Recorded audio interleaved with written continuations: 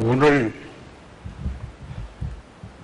육제인데 만불전 법당에서 영가를 모시고 시간을 이렇게 가지는 것은 제가 25년 전에 네팔 눈비니에 중고등학교를 설립할 때 함께 했는데 10년 전에 한번 다녀왔습니다. 그런데 이번 벌써 25년이 되었다고 학생이 570명, 선생님이 30명, 그리고 그 학교가 없었다면 그 지역은 대단히 낙후된 지역이어서 문맹자가 많이 생길 수도 있었는데 한국에서 10수년 동안 근로자로 일하고 자기 나라에 돌아가서 그런 학교를 세우려고 원을 세운 불자와 인연을 맺어서 부처님이 태어나신 눈비니에 그런 일을 할 수 있었는데 이번에는 꼭 내가 와서 개교 기념일을 함께 해달라고 하는 머리에 진즉에 약속을 해놨는데 우리 보살님께서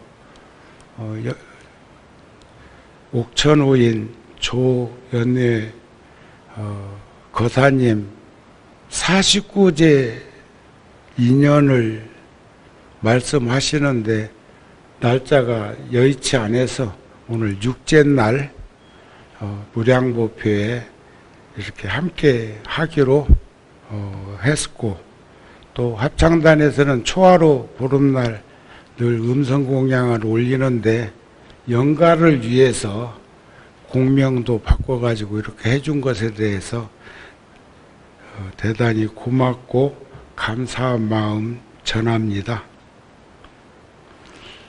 우리는 사랑하는 사람을 위해서 무엇인가를 해줄 수 있는 기회가 언제나 충분히 남아있다고 생각하면서 사는 일들이 많습니다.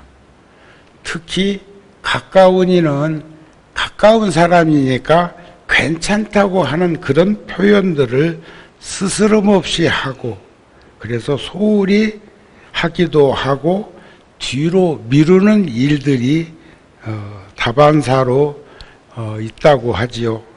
그러나 문득 마지막 기회를 맞이하는 그 순간 비로소 깨닫게 되는 것이 있습니다.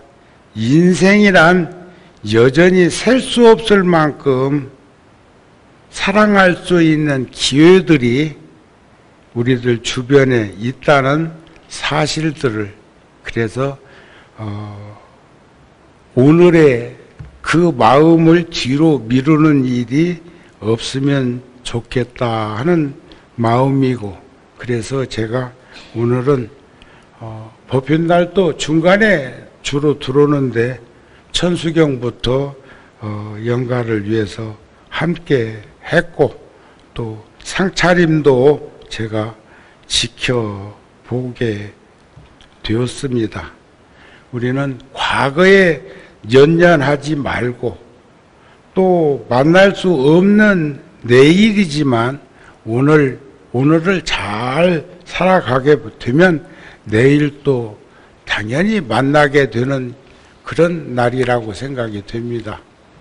부모에게 받은 이 몸이야 누군들 늙고 병들고 떠나지 않는 사람이 어디 있겠습니까? 어쩔 수 없는 일인데 부처님께서는 오직 이 일이 있으실 뿐이요 모든 중생을 이롭게 하시며 모든 중생의 마음에 눈을 맑게 하시며 안목 있게 하시며 모든 중생들을 온갖 바른 길에서 벗어나지 않도록 하고자 하는 일들을 끊임없이 행해 오셨던 분이 부처님이시고 그래서 이 땅에 출현하셨다고 합니다.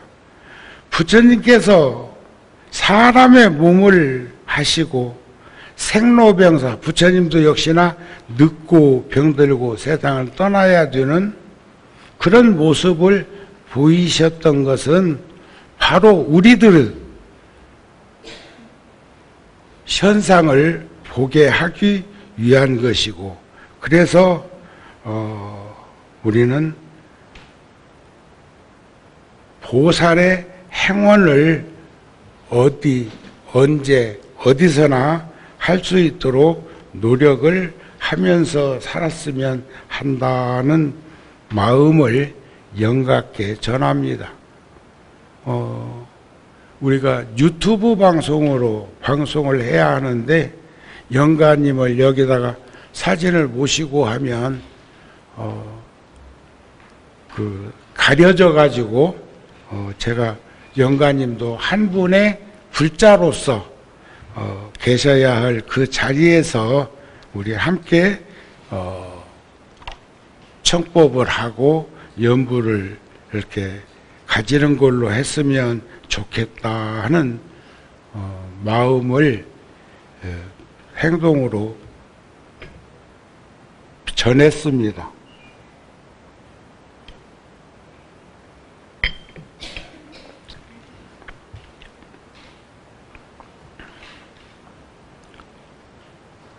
실원적 옥천 후인 초연내 영가시여 옥천 후인 초연내 영가시여 옥천 후인 초연내 영가시여.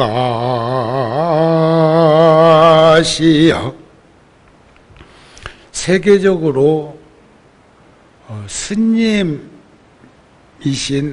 달라이 라마 스님은 많은 이들이 알고 계신데, 그냥 달라이 라마만 훌륭한 인격체로 수행자로 사는 것이 아니라 달라이 라마 스님의 어머니께서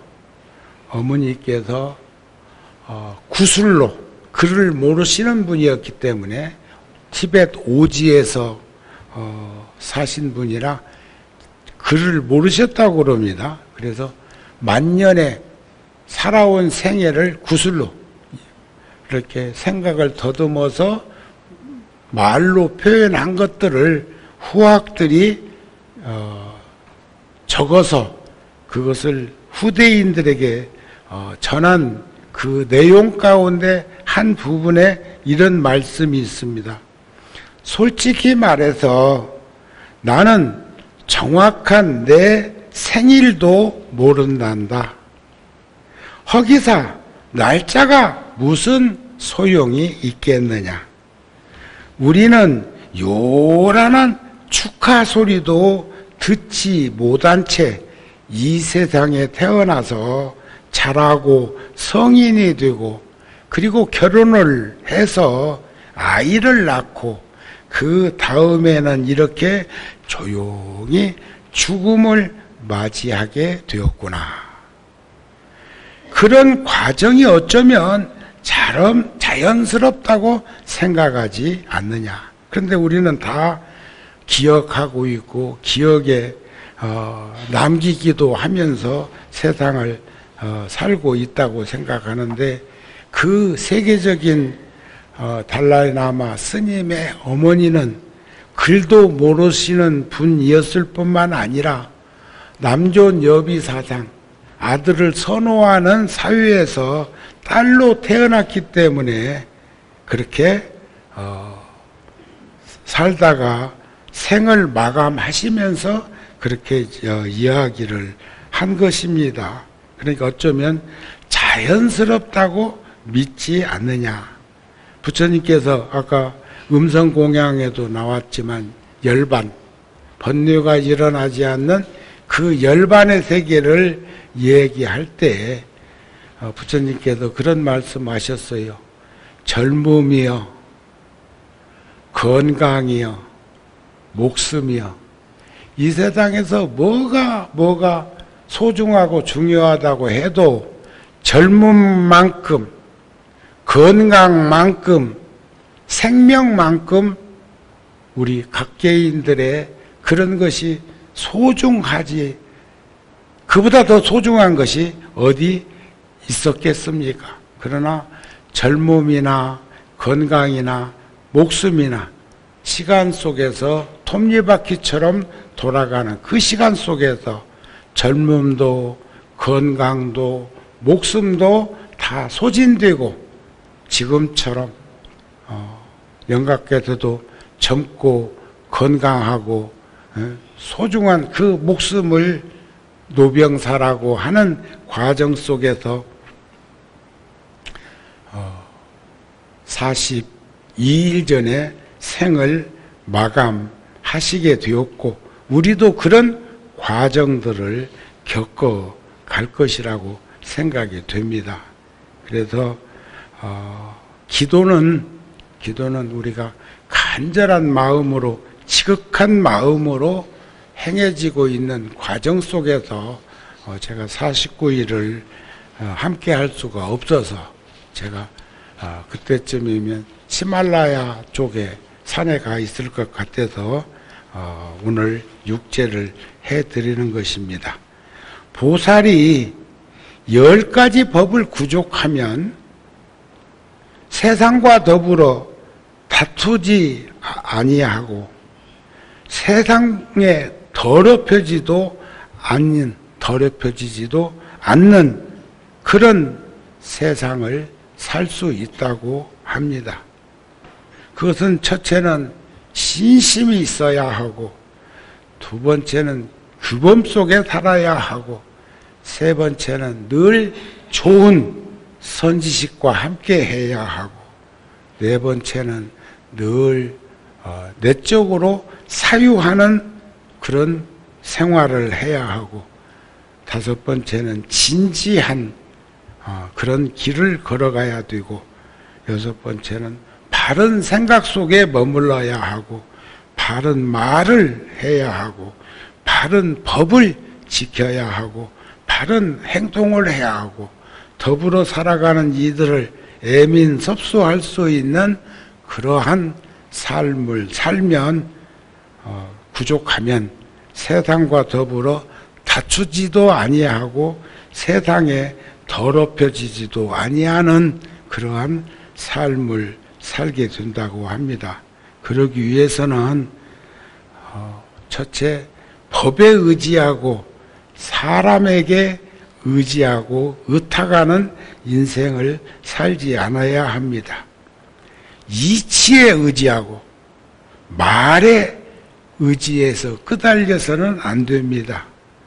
세 번째는 지혜에 의지하고 아르마리, 식견이나 소견에 의지하지 말아야 하고 요의경에 의지할지언정 불요의경, 불필요한 것에 연연하고 급급한 삶을 살아가는 것은 결코 바람직하지 않는 것을 영가께서도 우리 대중들께서도 잘 살피면서 살아갔으면 합니다. 세상을 보면 저는 이번에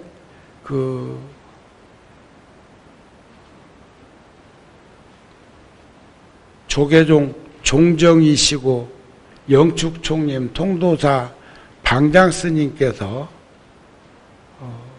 40년 전부터 글을 쓰시고 그림을 하시고 하는 그런 모습을 지켜보면서 살아왔지만 이번에 내일 모레까지 17일까지 예술의 전당 한가람에서 전시를 하고 있는데 한 달 반 정도 하셨어요. 거기 가가지고 제가 본 것은 참 감격스러운 그런 일들을 목격하게 됩니다.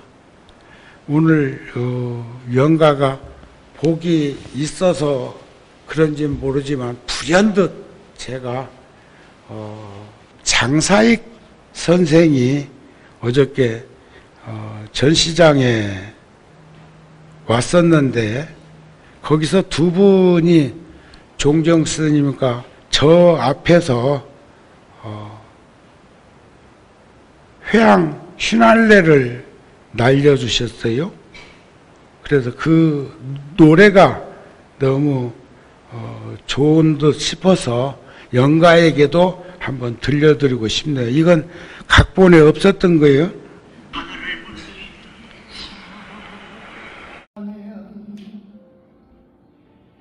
두 사람 사이에 물길이 든다. 한쪽이 슬퍼지면 친구도 가슴이 메이고 기뻐서 출렁거리면 그 울살은 밝게 빛나네. 친구의 웃음소리가 강물의 끝에서도 들린다. 처음 열린 물길은 짧고 어색해서 서로 물을 보내고 자주 섞여야겠지만 한 세상 유장한 정성의 물길이 그날수야 없겠지. 넘치지도 마르지도 않는 수려한 강물이 그날수야 없겠지. 큰 강의 시작과 끝은 어차피 알 수 없는 일이지만 물길을 항상 맑게 고집하는 사람과 지나고 싶다. 긴 말 전하지 않아도 미리 물살로 알아듣고 몇 해쯤 만나지 않아도 밤잠이 어렵지 않은가. 아무려면 큰 강이 아무 의미도 없이 흐르고 있어야 세상에서 사람을 만나 오래 좋아하는 것이 죽고 산 일처럼 쉽고 가벼울 수 있으랴. 세상에 사람을 만나 서로 좋아하면 두 사람 사이에 물길이 든다. 감사합니다. 오늘 영가에게도 보살님에게도 불현듯 오늘 생각하면서 어제 제가 전시장에서 이 노래를 들으면서 참 좋다, 좋은 노래를 장사익 씨가 박정자 선생이 우리에게 들려주는, 여러 명이 있는 데서 한 건 아니에요. 통도사 방장 스님하고 저하고 있는 데서 그렇게 휘날레를 들려주는 그 모습을 보면서 그 스님이 수십 년 동안 수행하시면서 닦아온 그 작품이 저런 노래를 들려줄 수도 있고, 감격스러운 자기 마음을 저렇게 표현할 수도 있구나 하는 마음을 가지게 되었습니다. 그래서 자연의 섭리를 봐도 한 송이의 꽃이나 또는 한 나무의 열매를 열게 하기 위해서는 건강한 씨앗이 있어야 하고 비옥한 토양에 땅이 있어야 하고 충분한 햇빛과 물과 거름이 있어야 합니다. 그리고 세심한 농부의 보살핌이 더해져서 아름다운 꽃이나 열매를 맺는 것처럼 우리가 한 가정에서나 또는 우리 한 개인이 사회의 구성원으로서 살아가는 그 과덕의 열매를 보게 되면 절대로 혼자서 살 수 없는 그런 세상이라는 것을 알 수 있게 되는 것이 아닐까 하는 마음이 들어지기 때문에 오늘 이런 시간을 가져보았습니다. 우리가 절에 와서 기도하는 시간만 그저 기도 시간으로 생각하거나 그렇게 살아서는 안 된다고 하지요. 늘 염려 보리심을 상속해 가는 것처럼 저작거리를 배회하는 그런 사람들의 모습이나 행동이 우리들 내면에는 늘 그렇게 있을 수는 있겠지만 그러나 부처님의 제자로서 변화되지 않으면 또 진지한 삶의 현장에서 기도정진을 틈틈이 세세에 이렇게 간단하게 하는 것 말고 항상 진지한 삶의 현장이 기도정진하는 시간으로 되었으면 좋겠다는 생각입니다. 항상 우리 마음속에 살아있는 불보살님, 진정한 기도의 심은 그래서 체험을 통해서 경험을 통해서 얻어질 수 있는 것인데 그것이 바로 복과 덕과 지혜로 드리워지지 않으면 확신과 신념이 없게 되고 의심만 파생되어서 인생살이 자체가 불안전해지고 흔들리는 그런 삶을 살게 되었어야 되겠는가 싶은 생각을 합니다. 오늘 그 행여자께서는 일산 열애사 그렇게 멀지 않은 일산에 사시면서도 어머니의 뜻을 받들어서 여기까지 오셔가지고 아버지의 49제를 모시기 위해서 그렇게 마음을 내준 것도 고맙고 감사한 마음이고 또 영가께서도 평소에 절에는 그렇게 자주 안 오셨지만 그래도 보살님이랑 한 번씩 같이 오셨던 분이라는 생각을 하게 됩니다.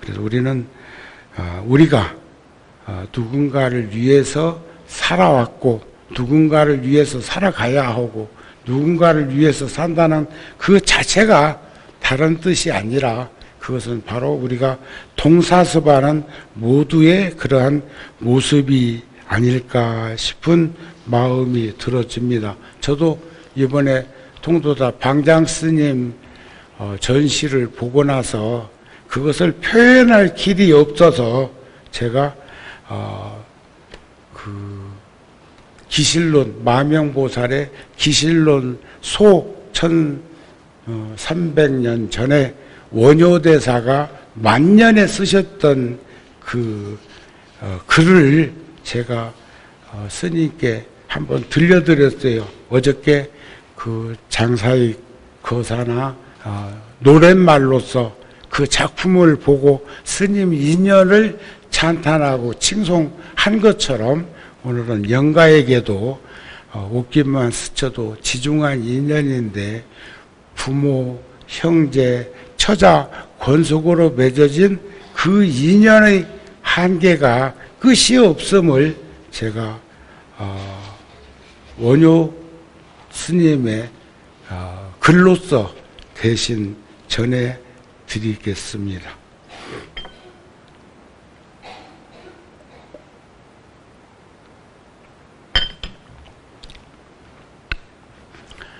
있다고 할까? 아니, 한결같은 목숨이 텅 비어 있고, 없다고 할까? 아니, 만물이 다 여기로부터 나오네. 그것은 광활한 것이다. 대허공과 같이 사가 없는 것이다. 그것은 평등한 것이다. 큰 바다와 같이 지극히 공평한 것이다. 이것을 일컬러 돌이 아닌 지극한 돌이라 하며, 이것을 일컬러 긍정 아닌 대긍정이라 하는 것이다.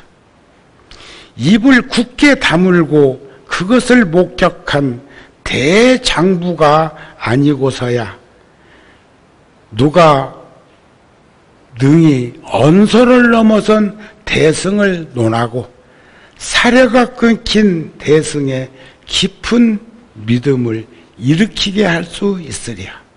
이 경계, 이 과정이 어쩌면 부모와 자식의 관계요, 부부의 연을 맺은 관계도 원효 스님이 말씀하신 이런 경계에서 구성되어서 이루어지는 것이 아닐까.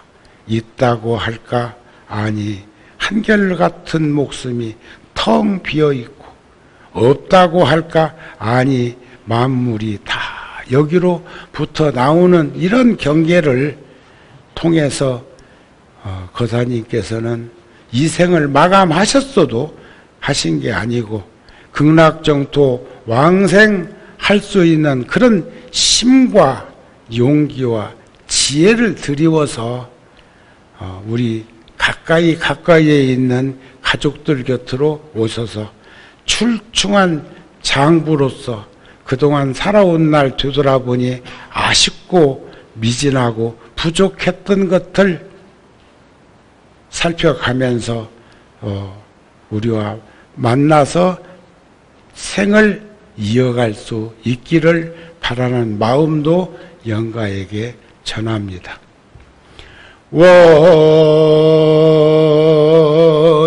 원이차 공덕 보고보일체 아등여 중생 탕세 극락국이로다.